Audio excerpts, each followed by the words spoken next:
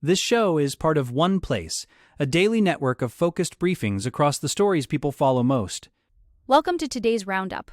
We are covering a major security breach in Washington, a royal visit during diplomatic tension, and significant shifts in energy and immigration policy that are impacting millions today. A California man faces charges for attempting to assassinate Trump. The White House orders a security review after the shooting. Trump welcomes King Charles, despite deep tensions with the UK.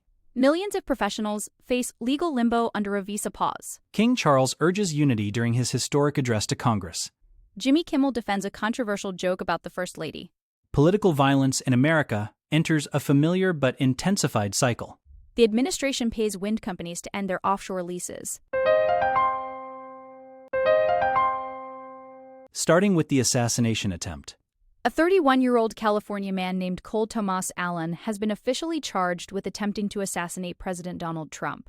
This follows a terrifying incident on Saturday night at the White House Correspondents' Association dinner in Washington, D.C. Allen appeared in court on Monday facing not only the assassination charge but also 2 firearms offenses. Prosecutors allege he was heavily armed, carrying a semi-automatic handgun, a pump-action shotgun, and 3 knives. He reportedly charged past a security checkpoint at the Washington Hilton, leading to a chaotic scene where gunfire broke out. During the appearance, Allen remained calm, answering the judge with simple yes or no responses. He holds a master's degree and has no immediate plea entered. The gravity of the situation is immense, as an attempted assassination of a sitting president carries a potential life sentence in federal prison, highlighting the extreme nature of the security breach. The details of the actual confrontation are quite harrowing. Acting Attorney General Todd Blanche revealed that a Secret Service agent was shot in the chest during the struggle. Fortunately, the agent's ballistic vest worked as intended, and he has already been released from the hospital.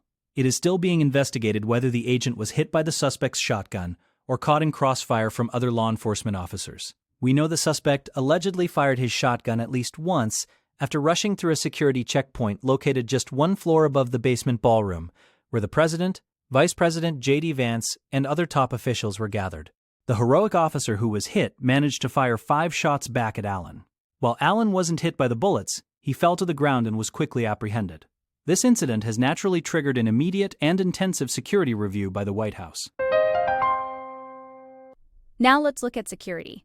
In the wake of that shooting, the White House is launching a comprehensive review of President Trump's security protocols. Despite the suspect getting dangerously close to a ballroom filled with over 2,000 people, including the president and his entire cabinet, Trump has publicly stood by the Secret Service. A senior official noted that the president personally believes the agents did an excellent job neutralizing the threat and ensuring his safety. However, the fact that an armed man could bypass initial checkpoints has raised serious questions. White House Chief of Staff Susie Wiles is scheduled to meet with operations staff, the Secret Service, and the Department of Homeland Security this week. They plan to dissect exactly what happened and discuss how to tighten practices for future major events. This is particularly urgent, given that this marks the 3rd suspected assassination attempt on Trump within just a 2-year period, a staggering statistic for any modern presidency. Press Secretary Caroline Leavitt echoed the president's support, stating that the agents did their jobs by preventing the suspect from entering the main ballroom. While she defended their actions, she also acknowledged that changes to security procedures are likely on the horizon. Interestingly, any specific adjustments to these protocols will remain strictly confidential to prevent future attackers from learning how to circumvent them. The administration is also reviewing the president's future attendance at high-profile events, such as the upcoming FIFA World Cup and the nation's 250th anniversary celebrations. Despite the risks, Leavitt emphasized that Trump remains undeterred and does not want these acts of violence to change the American way of life. He intends to maintain a busy schedule of public appearances, though the backdrop of these events will now involve even more rigorous and perhaps less visible layers of protection to ensure the safety of all attendees. Next, the royal visit. President Trump is currently hosting King Charles III and Queen Camilla for a 4-day state visit, a trip he has been vocally anticipating for weeks. He has frequently praised the king, calling him a great gentleman and a friend. This visit is timed to celebrate the 250th anniversary of American independence, but it comes at an incredibly fraught time for U.S.-UK relations. While the personal rapport between Trump and the king seems strong, the political landscape is much more complicated. The two nations are currently clashing over the war in Iran. Trump has been highly critical of the UK for not providing military assistance, even going as far as to mock Prime Minister Keir Starmer. He recently told reporters that when the US needed help, the UK simply wasn't there.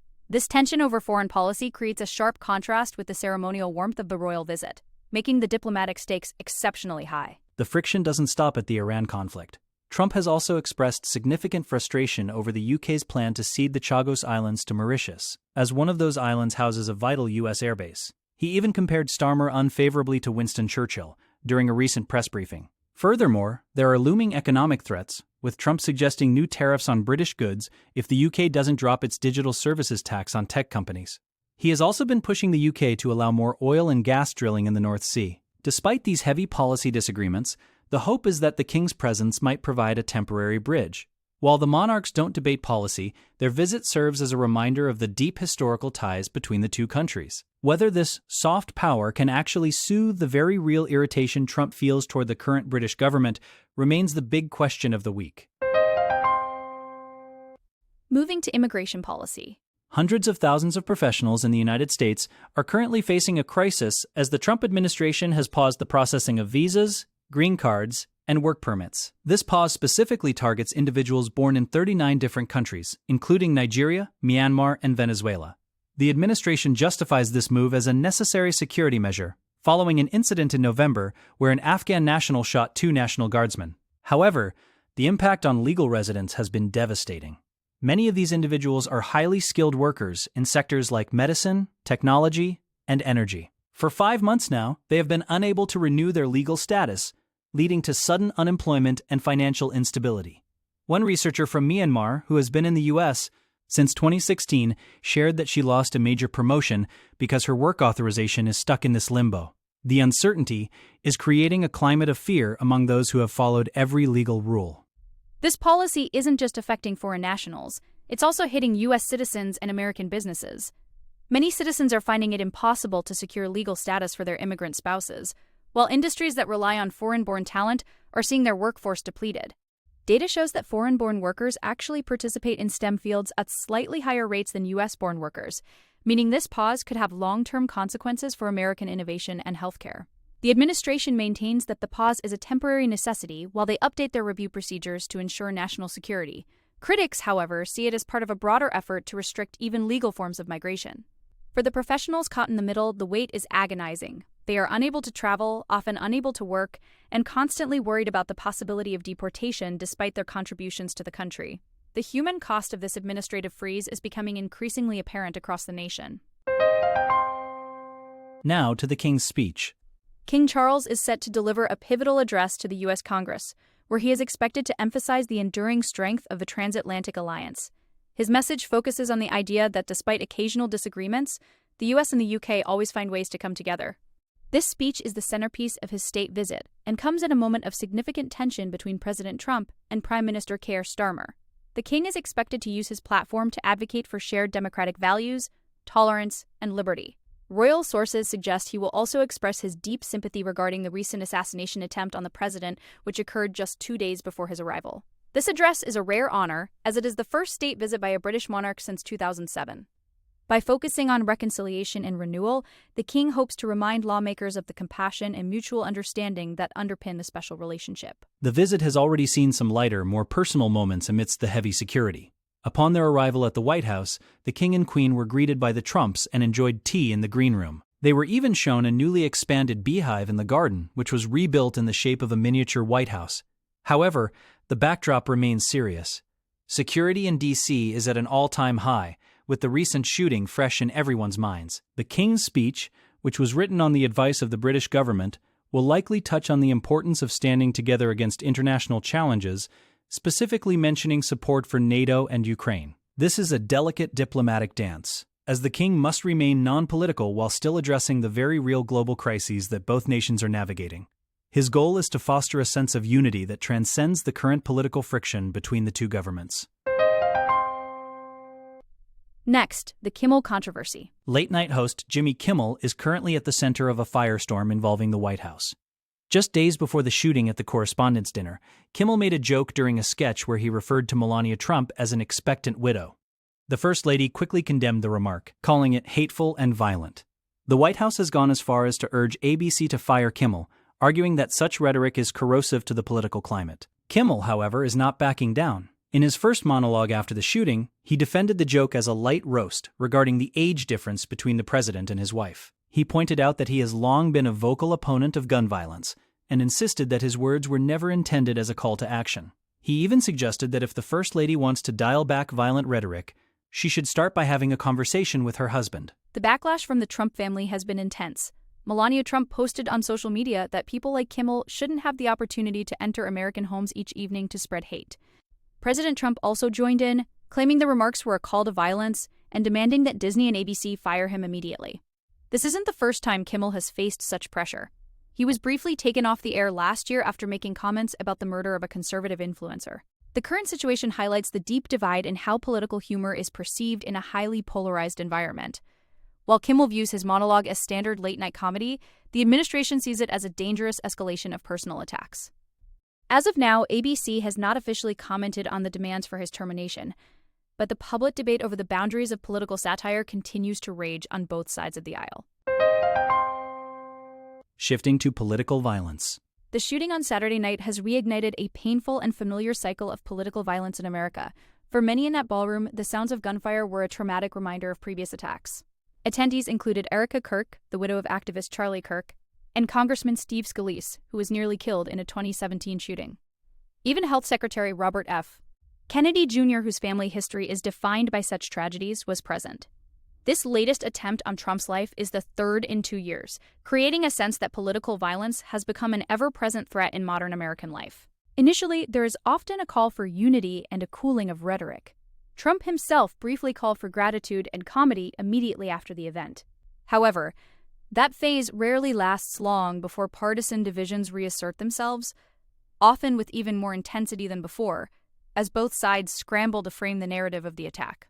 We are seeing that cycle move into overdrive this week. By Sunday evening, the tone had already shifted. During an interview with 60 Minutes, Trump blamed Democrats for creating an atmosphere that encouraged the shooter. He also had a sharp exchange with interviewer Norah O'Donnell, calling her a disgrace when she asked about the suspect's manifesto. Meanwhile, on the other side of the political spectrum, some have circulated unfounded conspiracy theories about the event, fueled by fears of a potential crackdown on free speech. This rapid return to partisan bickering suggests that even life-threatening incidents are struggling to bridge the political gap for more than a few hours. The routine of violence followed by brief calls for unity, then immediate political finger-pointing, has become a standard feature of the U.S. political landscape. It leaves many wondering if there is any event significant enough to actually lower the temperature of the national discourse in the long term. Finally, offshore wind energy. The Trump administration has announced a significant move to dismantle offshore wind projects by paying 2 more energy companies to walk away from their leases. Blue Point Wind and Golden State Wind have agreed to end their projects in exchange for reimbursements totaling nearly $900 million. These projects were located off the coasts of New Jersey, New York, and California. This follows a similar billion-dollar deal with the French company Total Energies. Interior Secretary Doug Burgum stated that these companies were sold a product that was only viable because of massive taxpayer subsidies under the previous administration. He argued that by ending these leases, the government is protecting Americans from footing the bill for what he calls unreliable energy. Both companies have now decided to stop pursuing any new offshore wind projects in the United States, signaling a major retreat for the industry as the administration pivots its focus back toward fossil fuels. This strategy of paying companies to leave comes after the administration's direct attempts to block wind energy were overturned by the courts. A federal judge previously ruled that an executive order blocking these projects was unlawful. When the administration tried to stop construction by citing national security concerns, judges again stepped in, concluding that the government hadn't proven an imminent risk. By offering these massive payouts, the administration is essentially bypassing the court system to achieve its goal of halting offshore wind development. Environmental groups and Democrats have criticized these deals, calling them a waste of taxpayer money that harms both the economy and the environment. They argue that these funds should be used to advance clean energy rather than incentivizing companies to invest in fossil fuels. As the administration continues this model, the future of large-scale renewable energy projects in U.S. waters looks increasingly uncertain, marking a total shift in national energy priorities. That wraps up our briefing for today. Thank you for joining us for this deep dive into the day's most critical stories. We'll be back tomorrow with another update. Be sure to follow this show for your daily briefing on the stories that matter most. Stay informed and stay safe. We will see you next time.